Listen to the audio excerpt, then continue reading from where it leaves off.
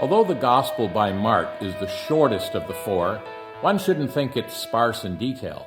Of course, the author wants to present Christ as the faithful servant, so he's more interested in what Jesus did rather than what he said. However, if we insert the preaching discourses from Matthew's account into this biography, Mark would actually be the longest gospel. Graham Scroggie writes, Matthew is methodical and massive. Luke is artistic and graceful. John is abstract and profound. And Mark, in contrast to these, is conversational, graphic, concise, vigorous, and realistic. It appears Mark was writing primarily for Romans, since he includes explanations for Hebrew customs and Aramaic words. Also, several Latin words occur here, not in the other Gospels. Only 7% of what we know through the Gospels is peculiar to Mark. Mark records 1/7 of Jesus' words as recorded by the other authors. Only one of Christ's discourses is included, and even that one's a third the length of Matthew's record of the same sermon.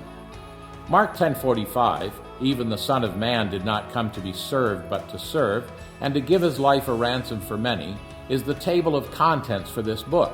An outline might look like this. Part 1, Service. He did not come to be served but to serve, chapters 1 through 9. Part 2, Sacrifice. He did come to give his life a ransom for many, chapters 10 through 16. The first section includes the preparation of the servant, in chapter 1, verses 1 to 13, which gives us the introduction of John the Forerunner and Jesus' baptism and testing in the wilderness. A genealogy is not given. No one concerns himself with the heritage of a servant. Also, under this first head is his Galilean ministry, which concludes with his move to Judea in chapter 10, verse 1. The second section describes his time in Judea, including his journey to Jerusalem in chapter 10, the Passion Week, chapters 11 through 15, and the account of Christ's task completed in chapter 16.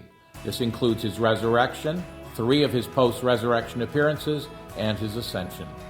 Take note of the servant's hands and gestures, of his observant eyes. Mark also records 10 occasions when the master wisely retired for rest, and only he records on one of those occasions that Jesus said to them, "Come aside by yourselves to a deserted place and rest a while." For there were many coming and going, and they didn't even have time to eat.